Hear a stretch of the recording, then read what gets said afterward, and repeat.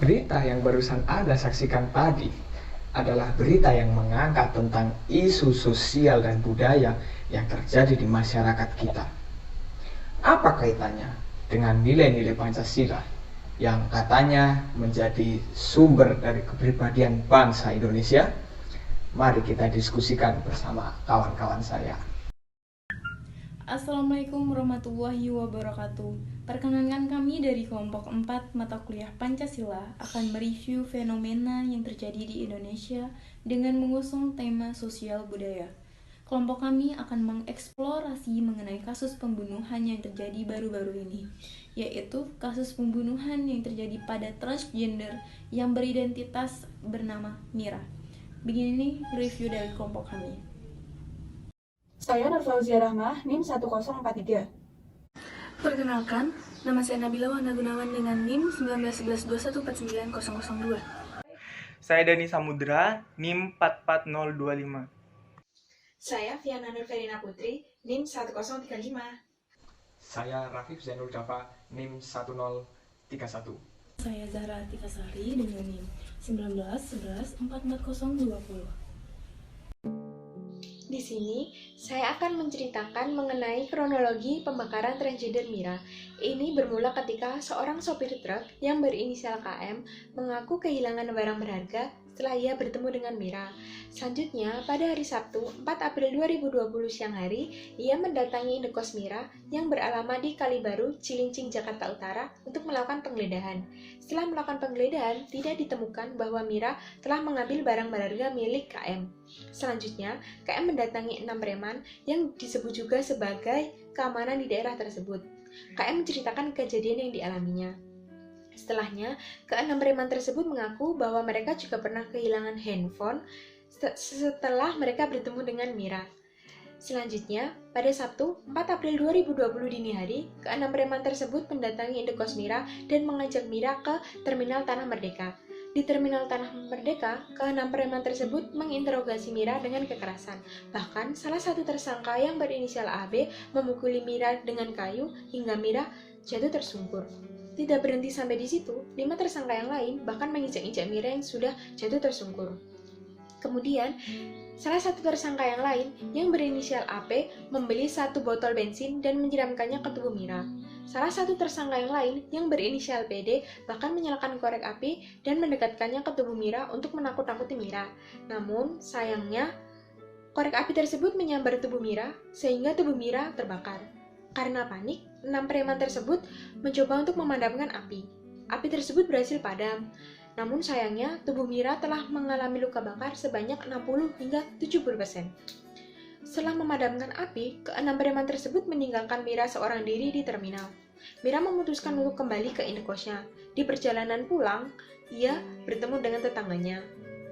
Tetangganya yang khawatir melihat kondisi Mira lalu mengantarkan Mira ke rumah sakit Koja. Mira sempat dirawat intensif selama 1 hari di rumah sakit Koja. Namun sayangnya, pada hari Minggu, 5 April 2020, kurang lebih jam 12 siang, Mira dinyatakan meninggal dunia.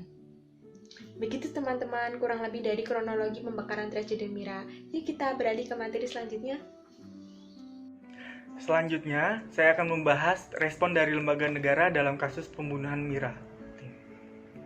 Hingga saat video ini direkam, seminggu sudah kasus Mira berlangsung. Kasus ini masih dalam penyelidikan lebih lanjut oleh Polsek Cilincing, dan hingga saat ini, polisi telah menangkap 3 dari 6 pelaku pembunuhan Mira, dan 3 pelaku lainnya masih buron. Penyidik menjerat para pelaku dengan pasal penganiayaan bukan pembunuhan. Kapolres Metro Jakarta Utara Kombes Budi Herdi Susianto berdalih para pelaku tidak sengaja membunuh Mira. Namun, hasil penyelidikan polisi bertentangan dengan hasil temuan tim advokasi kasus Mira yang menggali fakta dengan mewawancarai saksi peristiwa dan warga setempat. Rian Kobari, anggota tim berkata ada unsur kesengajaan saat pelaku membakar Mira. Menurutnya, pembunuhan dan pembakaran Mira dilakukan secara berencana. Menurutnya, polisi juga terlalu terburu-buru dalam mengambil kesimpulan dalam kasus ini. Padahal, menurutnya para pelaku dapat dijerat dengan pasal pembunuhan berencana. Hingga kini, polisi masih mendalami kasus ini. Semoga saja pihak kepolisian dapat menuntaskan kasus ini dan memberikan hukuman yang setimpal kepada para pelaku. Jadi kali ini kita akan membahas mengenai eksplorasi pembunuhan Mira secara ketatanegaraan. Yang pertama, kita akan membahas eksplorasi kasus pembunuhan Mira terkait pidana atau hukuman yang akan diterima oleh para pelakunya. Menurut penuturan polisi, selama melakukan penyidikan pada kasus tersebut, polisi menyatakan bahwa para pelaku mendapatkan hukuman yang berlapis. Mereka mendapatkan pasal-pasal yang berlapis seperti pasal 170 KUHP ayat 2 dan 3 serta pasal 351. Pasal tersebut membahas tentang penganiayaan korban serta pembunuhan berencana. Mengenai pasal-pasal berlapis tersebut, seperti pasal 170 KUHP yang berbunyi, jika seseorang atau sekelompok orang melakukan penganiayaan secara sengaja ataupun secara terang-terangan, maka orang tersebut mendapatkan pidana penjara maksimal 5 tahun. Dan jika orang tersebut melakukan penganiayaan serta menimbulkan luka ringan, maka ia akan mendapatkan pidana penjara maksimal 7 tahun. Jika orang tersebut melakukan penganiayaan secara sengaja dan secara terang-terangan dan menimbulkan luka berat, maka ia akan mendapatkan pidana penjara selama 9 tahun. Dan jika hal tersebut menimbulkan kematian kepada korban, maka ia akan mendapatkan pidana penjara maksimal 12 tahun penjara.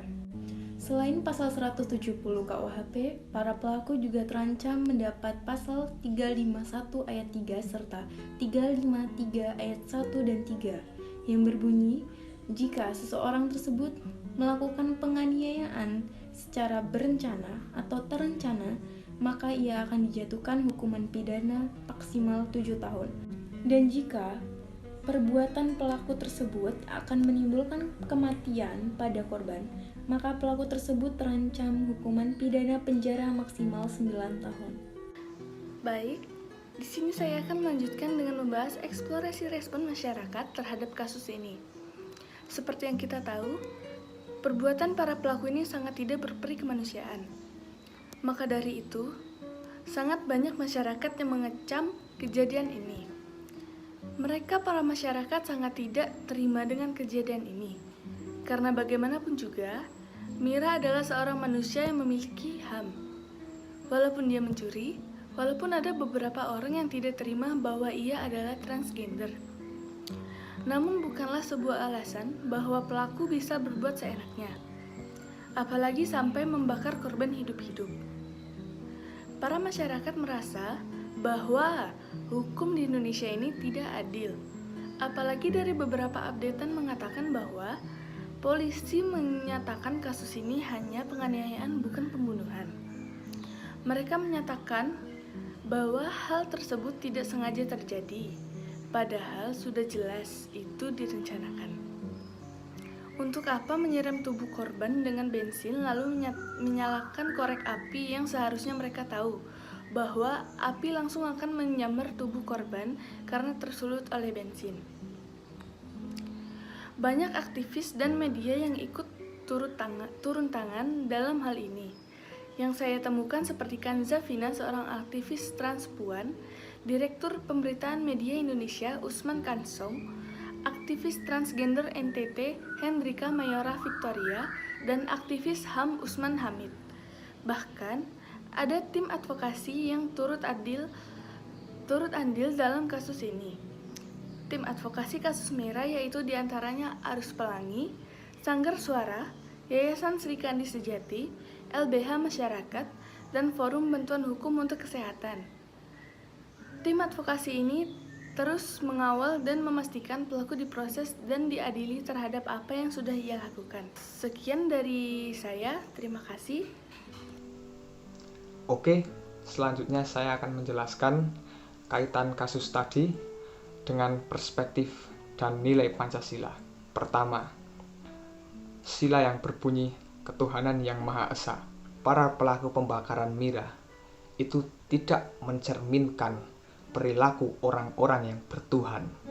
Yang kedua, terkait dengan sila yang berbunyi kemanusiaan yang adil dan beradab. Ini kaitannya sangat erat dan dijiwai oleh sila pertama. Orang yang berperi kemanusiaan dan orang yang beradab itu sudah pasti bertuhan. Perbuatan orang-orang yang membakar Mira tersebut adalah perbuatan orang yang tidak beradab.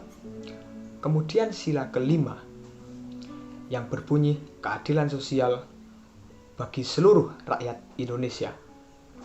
Di sini kita dapat melihat bahwa penegak hukum yang kita sebut sebagai polisi tidak memandang kasus ini sebagai kasus yang benar-benar penting, dan mereka menganggap bahwa itu hanya sekedar penganiayaan. Padahal di sini jelas diberitahukan bahwa para pelaku tersebut menyebabkan seseorang kehilangan nyawa. Seharusnya ini masuk ke dalam kategori pembunuhan yang direncana karena pelaku sempat membeli bensin. Tapi polisi hanya menganggap ini sebagai penganiayaan. Nah, ternyata hukum di Indonesia belum bisa mewujudkan sebuah keadilan bagi seluruh lapisan masyarakat. Si korban ini, si Mira, dia hanya berasal dari kelas sosial, bisa dibilang kelas sosial yang rendah, karena dia termasuk minoritas. Dan ini bukan hal yang asing lagi jika di Indonesia kebanyakan kaum minoritas mendapatkan perlakuan yang tidak adil dari negara. Oke, di sini saya akan melanjutkan pembahasan sebelumnya mengenai perspektif Pancasila, yaitu tentang 3 nilai, yaitu nilai dasar, nilai instrumental, dan nilai praksis yang terkait dalam kasus ini. Langsung saja, yang pertama ada nilai dasar, itu merupakan nilai pokok yang sifatnya universal, esensial, abstrak, dan merupakan nilai utama yang mendasari nilai-nilai lainnya. Nah, nilai dasar ini terkandung dalam sila-sila dalam Pancasila. Untuk kasus ini, ada 3 nilai yang terkait, yaitu nilai ketuhanan, nilai kemanusiaan, dan nilai keadilan. Untuk yang kedua, ada nilai instrumental, yaitu merupakan penjabaran dari nilai-nilai Pancasila dalam norma hukum dalam bentuk peraturan perundang-undangan.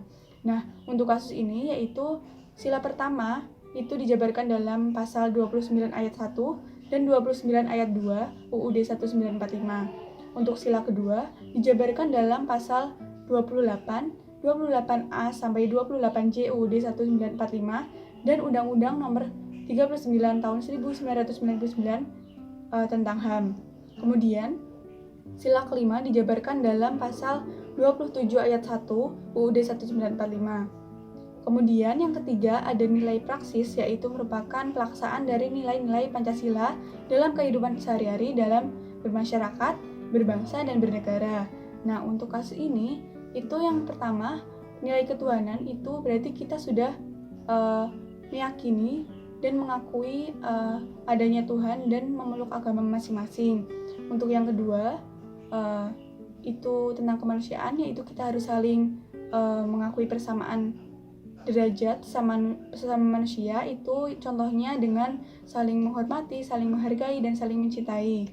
Untuk yang terakhir itu sila kelima, itu kita harus berlaku adil terhadap sesama manusia dan mengakui perbedaan hak dan kewajiban. Sekian video penjelasan dari kelompok kami. Mohon maaf apabila terdapat banyak kekurangan. Terima kasih. Wassalamualaikum warahmatullahi wabarakatuh.